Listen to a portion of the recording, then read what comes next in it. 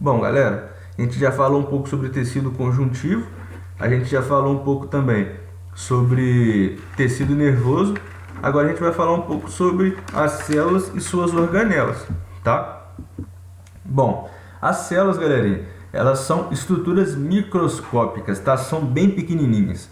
O que seria ser microscópico? Elas são invisíveis a olho nu e só podem ser visíveis através de microscópicos, tá? Que são máquinas que ajudam a gente a ver coisas bem pequenas, tá? A gente pode ver as suas estruturas e o seu tamanho celular. Mas dentro delas, para vocês terem ideia, existem estruturas ainda menores que trabalham para o bom funcionamento da célula, tá? Sendo chamado de organelas celulares. Aqui eu trouxe um exemplo para vocês de uma célula. Aqui a gente tem os principais, ó, o complexo de Golgi, a membrana plasmática que fica na parte externa da célula, o retículo endoplasmático que ele está associado ao núcleo, o ribossomo, citoplasma, que é a parte interna da célula, a mitocôndria, o cromossomo, tá? Belezinha? O cromossomo que está presente o material genético, tá bom? O núcleo também, o lisossomo e o peroxissomo. Bom, as mitocôndrias, galerinha, elas são responsáveis pela respiração celular, beleza? Elas são unidas, elas são usinas de energia das células. Dentro dessas estruturas ocorre a quebra da glicose, beleza? O que seria glicose, galerinha? É um tipo de açúcar, tá? Com a participação de gás oxigênio. O que seria esse tipo de açúcar? Quando nós nos alimentamos, esse alimento ele é quebrado pelo estômago, tá? Ele é levado até o intestino e lá no intestino ele é absorvido. E através dessa absorção, essa glicose, que ela vem a partir de carboidratos ou do próprio açúcar, ele é levado pela corrente sanguínea a cada uma das nossas células, tá bom? E essa glicose, ela é quebrada dentro das mitocôndrias com a ajuda de oxigênio. E o que acontece?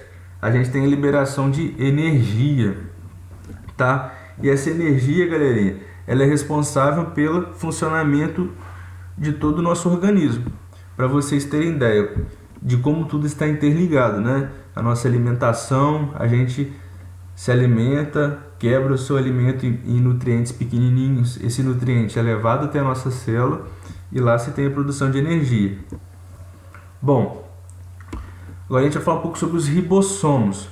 Os ribossomos, eles são responsáveis pela produção de proteínas. Isso mesmo, tá? Essas proteínas que podem ser utilizadas pela própria célula para manter sua estrutura e seu funcionamento normal, ou mesmo ser levadas para o meio externo, galerinha, para atuar como hormônios ou enzimas digestivas, por exemplo, tá bom? Galerinha, um exemplo do funcionamento dos ribossomos, os nossos hormônios de crescimento. Muitos de vocês ainda vão crescer bastante e esse crescimento vai se dar pela presença de hormônios atuando no seu organismo. Esses hormônios eles são produzidos dentro da nossa célula, das nossas células em geral, tá? Algumas células específicas, outras das células gerais, tá?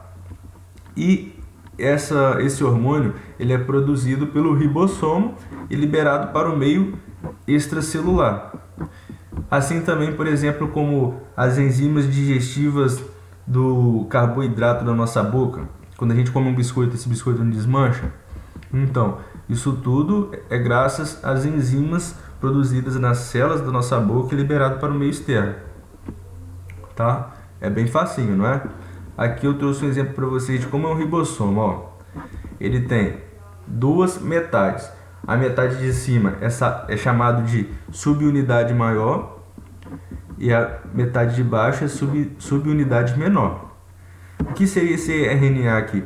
É o nosso material genético, que ele é transportado pelo RNA, tá? Ele é transportado e é produzido uma cadeia proteica. O que seria essa cadeia proteica? São as proteínas que vão ser utilizadas nas estruturas do nosso organismo, tá bom? Então esse ribossomo é como se fosse a nossa máquina de produção. Bom, o retículo endoplasmático, ele tem, galerinha, como função formar bolsas para transportar algumas substâncias, mas pode, quando associado a outras organelas, como o exemplo do nosso ribossomo, produzir proteínas, tá bom? Então, vamos imaginar o retículo endoplasmático unido com o ribossomo. Essa proteína produzida no ribossomo, ela vai ser envolvida pelo retículo endoplasmático, tá? E esse retículo endoplasmático vai dar uma finalidade para ele. É como se fosse uma função de armazenamento, tá bom? Em alguns casos, o retículo endoplasmático também pode ter função de armazenamento de lipídios, tá? Os lipídios, como eu já falei para vocês, são as gorduras, tá? Belezinha? Bom, esses daqui são os mais curiosos, assim, para mim. São centríolos. O que seriam os centríolos? Eles são estruturas que dão origem a flagelos e cílios celulares. Galera, o que seriam flagelos e cílios celulares? Bom, alguns tipos de célula, eles possuem especialidades bem características, como por exemplo o quê? Presença de cílios. O que seriam cílios? Os cílios seriam estruturas que ficam na parte externa da célula, tá? E são responsáveis pela movimentação.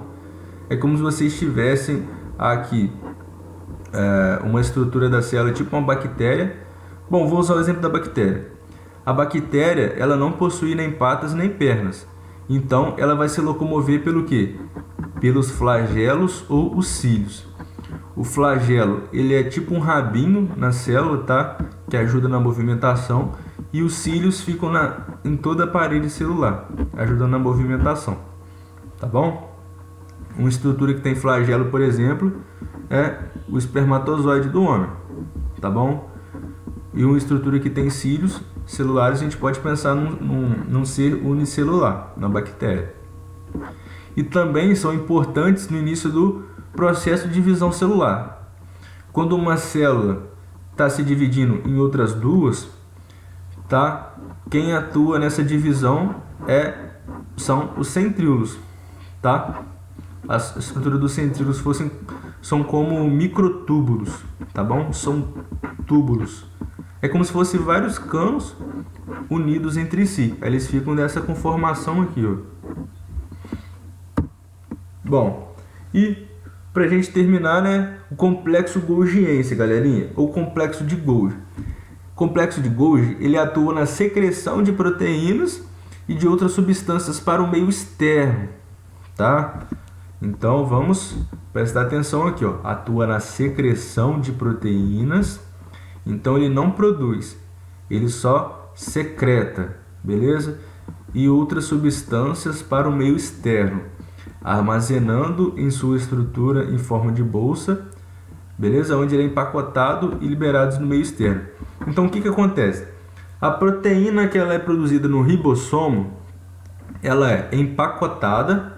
O que seria empacotada? Ela é envolvida pelo complexo de Golgi, é armazenada aqui dentro, tá? Aqui, por exemplo, daqui é uma vesícula de secreção. Quando ela é armazenada e tem que ser liberada para o meio externo, por que essa proteína tem que ser liberada mesmo? Porque ela pode ser utilizada como um hormônio, beleza? Ou com algum tipo de estrutura no meio extracelular.